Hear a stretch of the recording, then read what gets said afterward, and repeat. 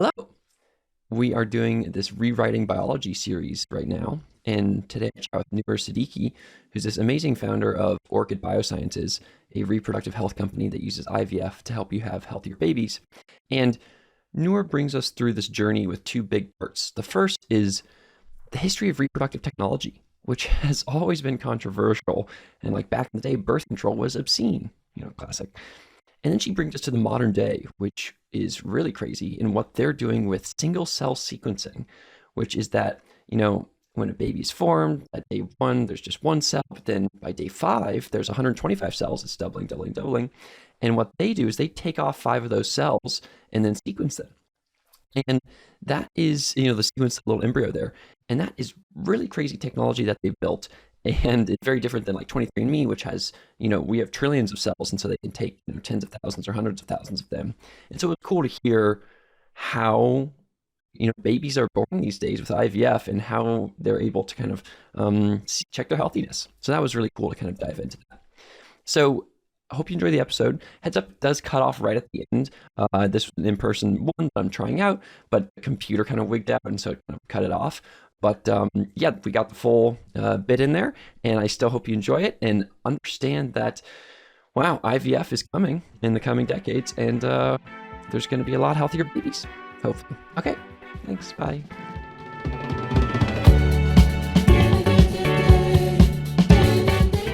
Hello, listeners. My name is Rhys. I'm the founder of Root, and welcome to The Rhys Show.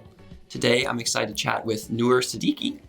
Noor is the founder and CEO of Orchid Biosciences, a reproductive technology company to help families have healthier babies. Noor, thanks for being on the show and welcome. Thanks so much for having me. This is awesome. It's cool to be here in person. We're in person. We're in a WeWork, it's great. Yeah. It's really fun. And I think we're going to dive into kind of understanding, reproductive technologies these days and what it means for society, but also for people, generally.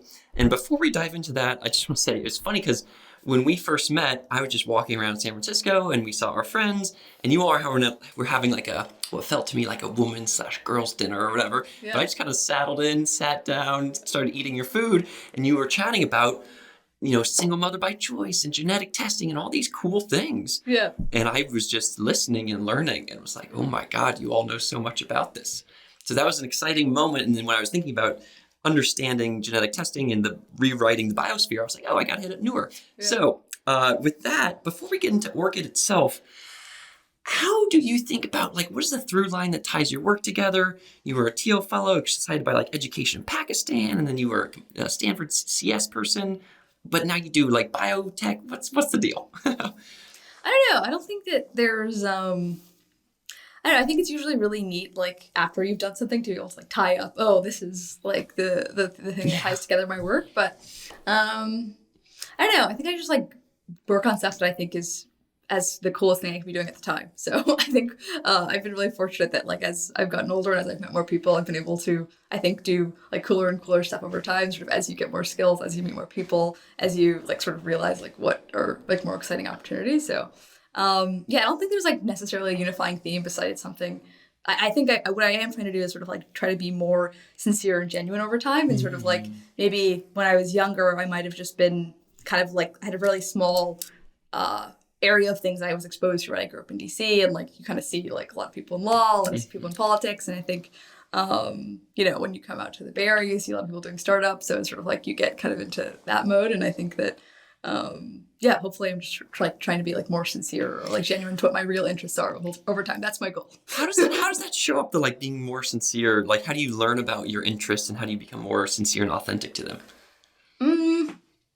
I think it's just a process of reflecting and finding out what feels insincere, right? It's sort of I think people often say it's a skill to be able to go from failure to failure with the same amount of enthusiasm, or to pitch the same idea, or the same thing you're working on 1,000 times to 1,000 different people, hear the same objections and still be able to respond with patience. And I think that that's sort of, I think, in some ways a measure of sincerity. You sort of burn out after a shorter amount of time, and maybe that thing is something you're less sincere or less persistent or care about less, because you sort of at some point you stop being able to perform, or basically be performative or like fake it. And then I think that if it really lasts a long time, it's like, okay, this is internally motivated because I really care about this thing. It's not because, someone else that I'm trying to impress cares about this thing. Yeah, that makes sense. It's and I love that was when I was in a sad moment during COVID and trying to like make myself motivated. I would listen to these like pump up songs in the morning and walk around the block twice. And one of them was this great, failure is. Or no, what is it? Success is failure and failure again without losing enthusiasm. Yeah. Where it's just like that idea where you're excited by something and you just keep on doing it. And and then if everybody's telling you that's dumb, but you still want to do it, you're probably into that thing. You know? Yeah, exactly. That's funny. And then like Orchid, what made you feel like hype about Orchid, Yeah, so basically I've been hyped about Orchid for probably more than 10 years. Wow. So actually I applied to the Thiel Fellowship with like a very, I would say pretty similar idea, like similar space as Orchid, but I was basically like, well, I'm 17, I don't think anyone's going to trust me to like help them have their babies. Like this is like, totally. This is like not, 17-year-olds. It's not a good first company. Yeah. So yeah, I think it was like a long process, I think, for me to sort of like aggregate enough experience, like both on the like research side and like sort of aggregate the experts that we needed. So REIs or reproductive endocrinologists, like the specialists who prescribe fertility medications, laboratory directors. Like there's like a whole like spectrum of people I think that I had to kind of like I don't know, just like meet and work with at Stanford to sort of feel like, okay, like it's not just like me and this like rogue idea. It's sort of like a large set of not just like bioinformatics scientists, but all the other like clinicians and support staff that you need to sort of help someone have a baby. So I think like for me, the reason why I'm so hyped about it is because I've been hyped about it for like 10 years. Like I'm like super excited about embryos. And like I think everyone I've ever met at Stanford, when they saw that I started Orchid, they were like, yes, you've been talking about this for so long. So yeah. That's cool. Is it and let me ask one other question there, which is you've been excited about it for 10 years, but then do you remember either 17-year-old self or 15-year-old self or 13-year-old self that had that epiphany where you're like, yo, I really want to make baby making better or whatever? Yeah. So there's been a lot of things. I think when I was pretty young, like probably like more than 10 years ago, like kind of around the time you have like sex ed or stuff. Yeah. There was basically I basically just realized that maybe I had a different opinion of sort of like some people were like, oh yeah, like pregnancy is awesome and I'm excited to do it. And I was sort of like, no, there's like really a lot of risks.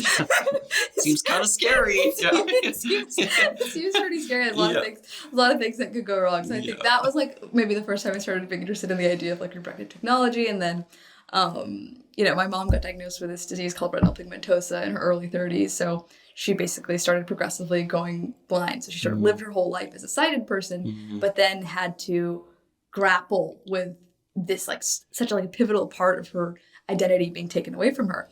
And I think that that was also like a really like big moment for me because it's sort of like the genetic lottery really gets thrown in your face, right? Because it's sort of like when it's your parent, it's like someone that you love and you're so close to, and you see them just get the short end of the stick and sort of feel like, well, that's really unfair. Like it didn't happen to her siblings. It didn't happen to us. There was some period of time where we were worried it wouldn't happen to us, but we were able to exclude that later. And then I think as I got older, wondering, like what happened to my kids? And it's sort of like, that's just like a superpower that I think is sort of like the most fundamental desire people have, which is like, how can my children suffer less than I did, right? Like that's what motivated my parents to come to America, is like they wanted us to have more opportunity. And it's sort of like everyone's desire is, I want my kid to be better off than me. And what more basic way than like, hey, I suffer from this disease, or I was a caregiver for someone with this disease, and can I make it statistically less likely for my child to have that condition? And it's sort of like there's nothing that's like more motivating or exciting for me to work on, because it's like every single product is not really a product, right? It's a human on the other side of it. It's like someone who gets to live a life with maybe whatever it is, like 5 more years of healthy life, or totally avoid a disease, or whatever it is. It's sort of like super significant, and it's really there's no way that I can like I'm really good at arguing with myself, and there's no way for me to like argue myself into like this is not like a super important thing to work on, regardless of sort of all of the like challenges and setbacks that come with any company. But there's obviously quite a bit when you're working in the reproductive tech space, because it's sort of like this. It's like this magnet for controversy, actually. Yeah. So every single technology in reproductive tech has been met with fierce criticism, right? So when IVF was introduced 40 years ago, it was sort of like, these are test tube babies. Like the entire medical community was outraged. The religious communities were outraged. And now, 40 years later, it's, I don't know in your group of friends, but it's sort of incredibly common, right? Like every, top tech company has a fertility benefit. Yeah. Women are freezing their eggs like earlier and earlier in life. And there's 8 million people on the planet who wouldn't exist if IVF didn't become mainstream, right? Like the doctor that invented IVF was given the Nobel Prize like 20 years later. So it's sort of like met with fierce criticism, and then just like pretty quickly for medicine at least became, standard of care, celebrated. And, I don't think there's something that people tend to value more than their family and their children. So sort of like for 8 million people, it's like they wouldn't exist if, this person didn't push through the controversy. Yeah. And IVF isn't unique, right? It's the same for birth control, right? So birth control in the U.S. was originally obscenity laws, and birth control was considered obscene. The first birth control clinic was shut down by the police, right? So it's sort of like, we talk about sort of like the Overton window, and the Overton window did not include the ability for a woman to choose when and if she wanted to have a child until about 100 years ago, and it's like.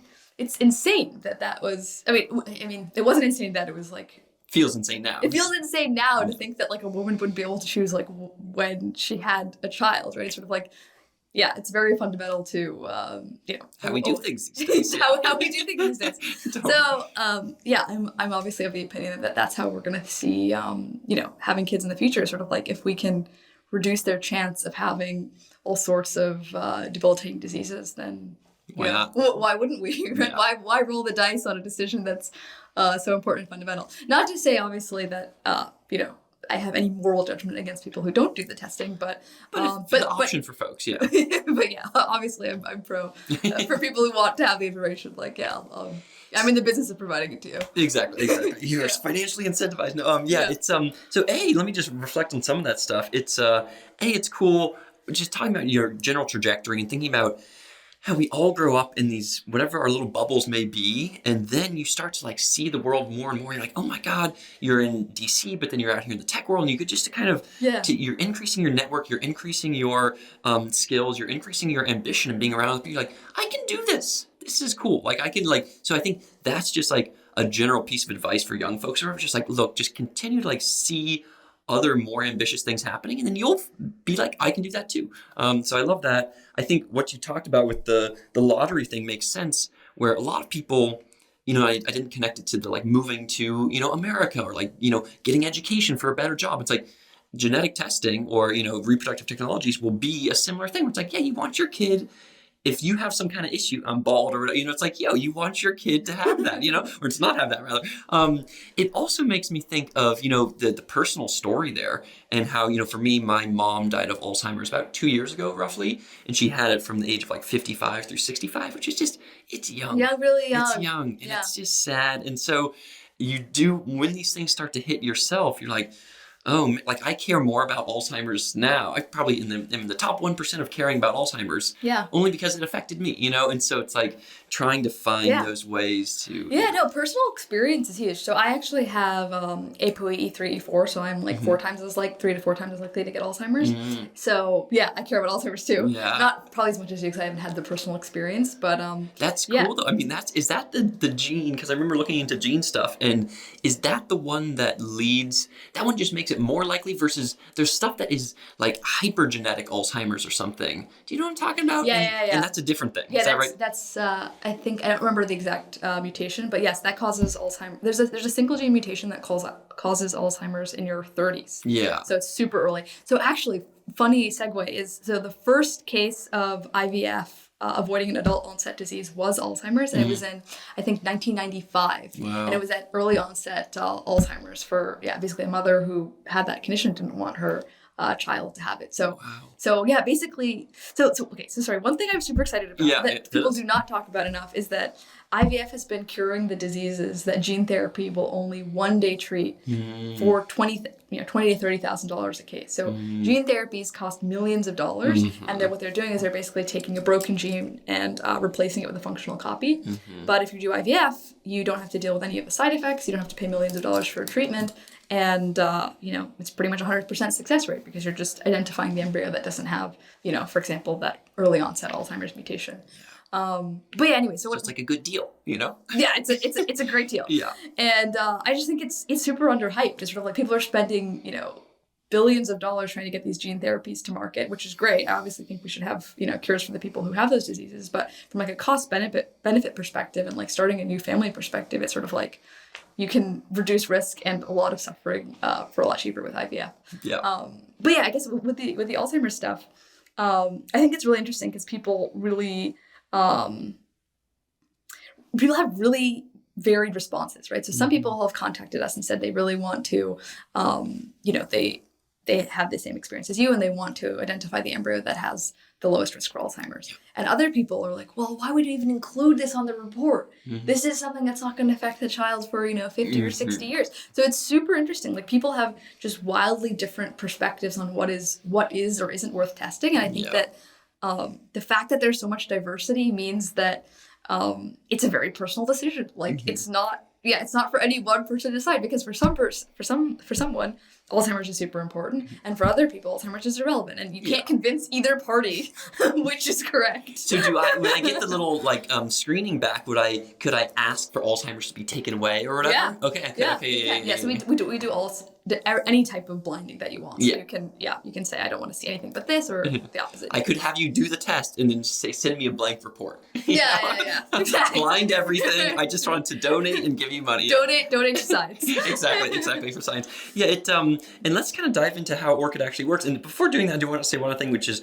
just a thing that you said there, which is I love the idea of, your product is kind of a person in a sense that you're giving someone 5 more years of healthy life, or you're helping them not have some kind of disease. And that's interesting because most products, if you're making Twitter or whatever, it's like that, it's helping people connect with other. It's very different though than just your product is really, I guess this is for a lot of biotech, or especially a lot of health sciences stuff. It's just you're really helping the person itself be healthier and I don't know. That's kind of an interesting, the product being the person is exciting, but also, that also leads into obviously the maybe worries around it, where if your product is closer to a person, then that kind of that's worrying for folks or whatever. You're helping people change the babies or whatever. You know what I'm saying?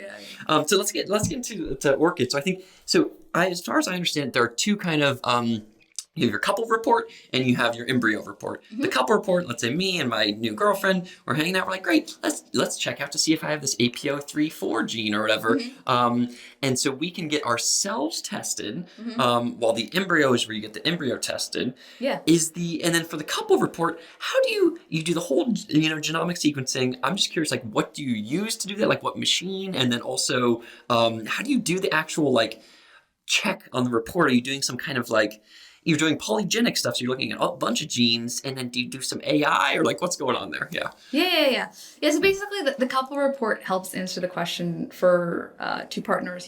Is our child going to be at normal or elevated risk for 10 common conditions? So things like heart disease, breast cancer, Alzheimer's, schizophrenia, diabetes, IBD. There's quite a few diseases on there, and so a lot of people go into their pregnancy with a lot of anxiety because they're well, I have this condition or my partner has this condition or I'm not worried about any particular condition, but I just really want my kid to be healthy because it's like, this really important thing. I'm having a kid. And, I do this, comical amount of research, like on Yelp to choose like where I'm going to go to lunch. But like when it comes to like my pregnancy, I just want to know nothing or something. So a lot of people just have a lot of information that they wish that they could have about such an important decision. So that's what we try to do. Is we try to make them as informed as possible about this most consequential choice they're going to make, which is to have a child. Yeah. So basically, what the report will tell you is that, hey, either all green, you're normal risk for everything, like any child that you would have would be in the normal range of genetic risk, or you're at elevated risk for one or multiple diseases, in which case that's not a guarantee that your child would get the disease, but it means you're at elevated genetic risk. So what that means is it's sort of equivalent, you could think, to smoking, where if you smoke, it's not a guarantee that you're going to get lung cancer, but it increases your risk. Or if you're super overweight, it's not a guarantee that you're going to get hypertension or high blood pressure, but it obviously increases the chances. So similarly, you can think of your genetics the same way. So that's the point of the couple report, and mechanically how it works is you just spit in a tube, and then we sequence the entire genome of both partners. I think you asked which machine. Yeah, Illumina has a monopoly. Illumina. Okay, great. They still have. So you're not using any of the long read ones from like what's the name of the like long reads? Nanopore. An Oxford nanopore, or there's the one other one that I forget the name right now that you might know. So you use Illumina. Yeah, we use Illumina. Yeah. We're not doing anything crazy on the sequencing side. So yeah, we do sequence your entire genome. So basically, other companies, what they'll do is they'll sequence small fragments of usually the female partner's genome, and then they're doing something called carrier screening. So they're looking to see, does the female partner carry one of these single gene recessive mutations, and then only if she carries something, then they do the work of sequencing the male partner to say, okay, does he carry the same thing? Okay. So that happens super rarely because 2 recessives. Oh no. Yeah, exactly. So that happens super rarely. So basically, it's not necessarily the most comprehensive type of genetic screening that you could get. So then I think you also asked like, how does it actually work? How does it work? You're looking at all these random genes, and you know, if you gave me that data, I'd be like, seems good, but obviously, so do you give it? How does that work deep down in the or like is it some kind of deep learning thing, or what's going on? Yeah. So basically what we do is we model recombination. So basically what creates all this cool like diversity between siblings is this thing called recombination. So your chromosomes literally like overlap, and like different pieces of them are inherited by different siblings. So there's like empirical data, there's like papers that just show, hey, like in people, this is like the recombination rate, and this is like how you can model how two people's genomes are going to recombine in a child. So we do that. And then once we have all of these simulated children, so literally just like genetically, here's all the different possibilities between you and your partner. Like tens of thousands or millions, or how do you do it? Like, well, yeah, you can actually model it pretty reasonably with just like 1,000 or 10,000. Okay, sweet, cool. Yeah, so we don't need to show like your millions of kids. And then on each of those genomes, we're running the risk score. So basically, the risk score for heart disease includes a few million variants, and the way that you find those few million variants is from really large scale studies. So basically, there's hundreds of thousands of individuals that have been sequenced, and then you have their medical records. So basically, you have labels. So just like with computer vision, where you have like, okay, car, like cat, things like, it's pretty much the same, right? So instead of it being images you're working with genomes, and you're working with, okay, does this person like heart disease or not? So you basically have cases, people with heart disease, and then controls, people who don't have heart disease, and then you're saying which variants have a statistical association with heart disease, and we should include them in our model. Cool.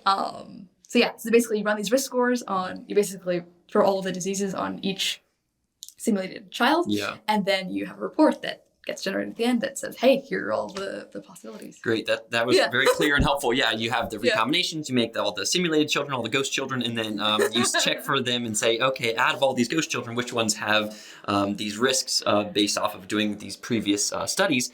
And so the question I have is like, okay, so you look at all these people with heart disease, and you're seeing, are you doing like, just like the labels with other kind of artificial intelligence, are you using like a do you know what the actual, are you actually using like a transformer architecture? Are you using like, just like statistics, or like what kind of associations are you doing there? Yeah, it's actually way simpler than like CNNs or anything like that. Yeah. It's actually just linear regression. So so literally you're just you take something called a Manhattan plot. So you're basically looking for where are the peaks, which are the variants that are passing this p-value threshold. Cool. So you do like multiple hypothesis correction because you have 3 billion bases. So you have to correct for the fact that you're doing all these so many basically so many potential hypotheses that you have to make sure that you're not just including something that was just erroneously sort of by chance would have been included. So yeah, then what you get out of that is you get an odds ratio or an effect size for each variant, and then you're just doing it's a weighted linear model. So you basically say what is the dosage of this specific variant? Do you have 1 copy or 2 copies, and then what is the effect size for each, and then you just sum them all up. So it's actually it's weird. I would actually say it's kind of the opposite of machine learning, where it sounds simple, but it's actually very hard in practice.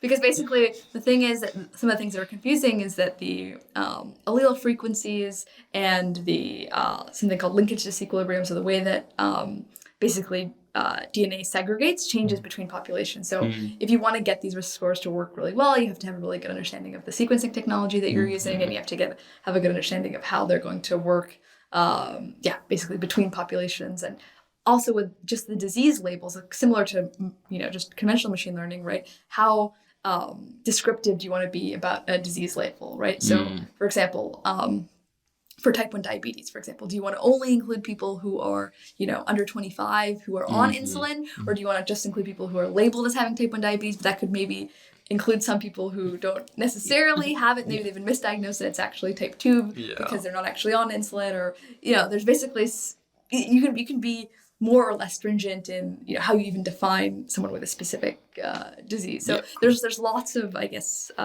complication. There's lots of complications, but the overall idea is actually like very simple, right? It's like, which variants do people with the disease have more often than people without, and then can you do a bunch of math to isolate which variants they are, and then once you've isolated the variants that are correlated with the disease, can you figure out the exact effect size that you should assign to each of those variants, so that you sort of have the most the best risk stratification for a specific disease. Cool. No, that's it's cool to hear some of just the back end for how these things. And for me personally, I didn't even know. I only recently started learning about biotechy stuff, and so like just hearing the word Illumina is helpful for me. I'm like, I know them, like this. So it's like it's cool to hear the deep down stuff too. Yeah. And so talking about maybe thinking about the like embryo screening side. It sounds like. Tell me, how is that different, if at all, than the kind of couple screening? Yeah. So the embryo screening is pretty similar. I'd say the only difference is that it's a lot harder to get a genome sequence off of an embryo than off of a blood or saliva sample. So blood or saliva has hundreds of thousands of times the amount of DNA than you have in 5 cells. Because it's only 5 cells. That's like how big the embryo is. Well, that's how big the sample. You don't want to chop off half the embryo. So then we don't have a baby at the end of this. But so the mechanics of how IVF works is that the female partner is on stimulation, so injections for about 2 weeks to stimulate her ovaries to get her follicles to mature, so basically to hatch a bunch of eggs. And then once those eggs are extracted from her ovaries, then they're mixed with the male partner's sperm, and then you create an embryo, and then that embryo is grown to 5 days, and on day 5, the embryologist grabs a little laser, and there's a section of the blastocyst now. That's when it grows to be 125 cells, it's called a blastocyst. 125 cells total. Yeah. Okay. Wow. So then there's something called a trophectoderm around that's on the outer edge of the blastocyst, and that becomes the placenta, and something called the ICM, inner cell mass, that becomes the baby. Okay. So basically 5 cells are grabbed via this laser from the trophectoderm. Okay. And those the trophectoderm was the outside thing or the inside thing? The outside thing. Outside thing, great. The placenta. The placenta, great. Yeah. Great. So that gets into our lab, and this is actually not new. This whole idea of like sampling embryos has been around for like, I don't know, more than 20 years. And it's crazy that you can take a human, well, not human, I guess an embryo, and you can just like grab some cells and it's like just totally fine, right? I don't know, everything just about take a couple, everything about the IVF lab I just find super mystical, right? Like I've spent a bunch of time in all of them, and it's just like there's all these petri dishes, and inside of them are future humans. And it's just like, this is the coolest job ever. Like they're just like they're there's this procedure called ICSI, so intracytoplasmic sperm injection. Okay. So it's kind of like a needle. They put a sperm in there and they like inject it into the egg. Okay. So yeah, that's for people. That's for men who sperm like doesn't like fertilize their partner's egg naturally. And They it's just like use us. they just inject it in, and then it works, and those babies are born that way. Yeah. So anyways, I just think it's super awesome. But yeah, sorry. So back to what it is we're doing. So basically, amazing stuff happens at the IVF lab. It's like one of, I don't know, to me, I think it's one of the coolest places because I don't know if you spent like any time in just like hospitals and stuff, but it's usually super depressing. Sad. Yeah. Super depressing. Yeah. Just like people, white walls, just like people being rolled around and like yeah. Yeah, well, I think the thing that I find depressing about it is it's more just people are just on their way to the grave. It's death versus life. Yeah. It's death versus life. Yeah. So yeah, I think the IVF lab, I would say, is pretty similar vibe in the sense that it's still super clinical. There's all these machines. It's like similar vibe to the hospital, but I think the emotional tenor, at least for me, is like super different. It's like, here are all these humans that wouldn't exist if like someone didn't like make this happen. So to me, I just think it's, I don't know. It's like, it feels very, I don't know. I'd actually never get like more excited than when I'm in the IVF lab. Nice. I'm just like, this is so cool. We have all these humans that are like being made here. Like people's dreams are coming true, right? Yeah. Like people come into doing IVF super emotional, right? Because they've like tried so long and they aren't able to have kids, and it's sort of like it's like a modern day miracle, right? Yeah. We're like, hey, look, you get to like go do home. this amazing thing. You get to go home and have a baby. So anyway, so basically, it sounds crazy that you would like laser off some cells, but it's actually fine. And so those cells come to our lab, and then basically the challenge is that these 5 cells have a really, really small amount of DNA. Mm-hmm. So it hasn't been possible ever before to do a whole genome sequence on these because basically you what happens is that you have like sort of an incomplete sequence. Basically, certain parts of the genome get copied too much. Then let's imagine your genome was like cat, dog, apple. Maybe the enzyme would only bind to cat and dog, and then apple would never get represented. So your whole genome is cat and dog, and you don't know that apple is missing.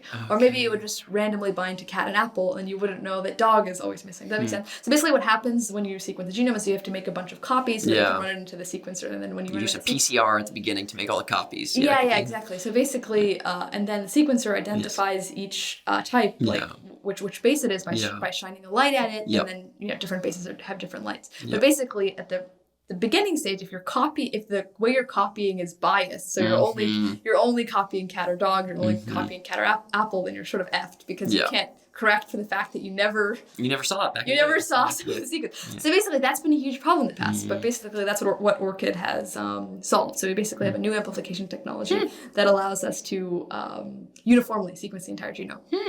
So that's cool. So it's just cool to hear because obviously your excitement around the IVF lab is cool and infectious and exciting. It's like, oh, IVF life. It's like I'm imagining like hitting up Nora on a Friday and be like, yo, you want to hang out? And she's like, let's go to the IVF lab. It's like, okay, I was gonna go to a bar. They usually operate super early. Like they open at like 6 or 7 a.m. and they're like done for the day by like 3 because they have to ship out samples, for example. So they have to meet that cut. They have to basically have all the samples ready and do overnight shipping for everything. Yeah. Oh, that makes sense. Yeah. And so that's exciting. That would be cool if there was like a 24/7 IVF lab. That would be great. Hanging out. Yeah, exactly. You can watch them. Yeah. And then the other thing that makes me think of maybe when Orchid is bigger than you guys can, like at Krispy Kreme, when you're waiting in line for the Krispy Kreme, you get to see your donuts being made. And so maybe Orchid Biosciences, when you go to your office, there will be you can look in the glass and see the IVF happening behind the screen. That would be cool. That would be cool, yeah. And then, as you said, also just hearing from me in my mind, like, it is so crazy that you get these little cells and then they just start doubling. And then there's 125, and then there's a few trillion. And then there's a few trillion. It's totally crazy. And then at 125, and you take away 5, and five's not that many. The 5 at 125, it's like, okay. But I mean, obviously. Yeah, it's like an arm. Yeah, seriously, yeah. It's like, okay, whatever.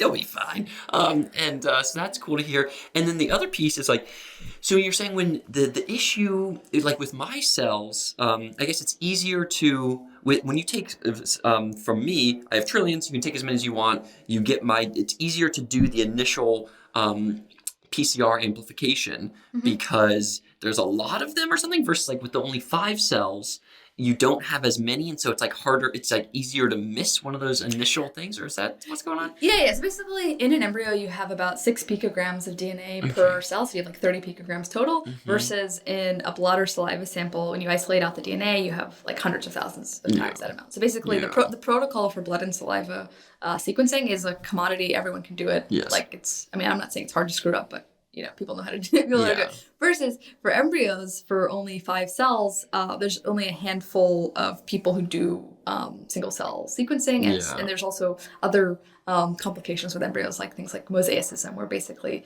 some cells have basically different DNA than other cells. So yeah, I guess basically the TLDR is that the reason why it's hard to do sequencing on embryos is that there's a really small amount of DNA, and the chemistry or the amplification protocols are designed for when you have a lot more DNA. Yeah. So basically, that's one of the challenges that we solved, that we think is super exciting to be able to offer to parents, because it's a way higher resolution photo. So currently, the testing that's available on embryos only tells you the number of chromosomes. So we all have 23 pairs of chromosomes, and if you're missing or you have an extra one, it's generally causes quite a few problems. Yeah. Often it's miscarriages. So that's what's typically offered for people who are going through IVF. Yeah. But that's a very small... It's like a 10 by 10 pixel image or whatever. It's like, Yeah, versus exactly. It's kind of like if you're missing an entire chapter in a book, of course you'd like to know, but wouldn't you actually like to know like what actually the book says? Like, wouldn't you actually like to read every single letter? So that's sort of the difference between like what old school tests can do and what Orchid can do. So old school tests just tell you, are you missing a chapter, and Orchid can tell you like every single letter. And it's also, we kind of like summarize it for you, and we don't like make you read the entire book. We sort of say like, here's all 3 billion bases. Good luck,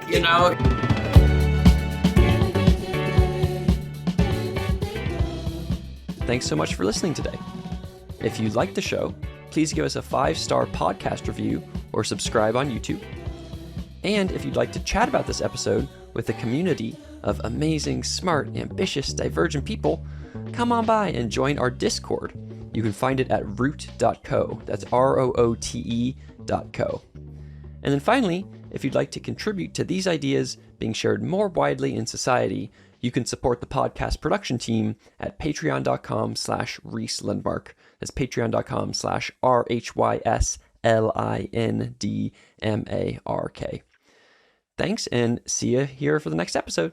Bye.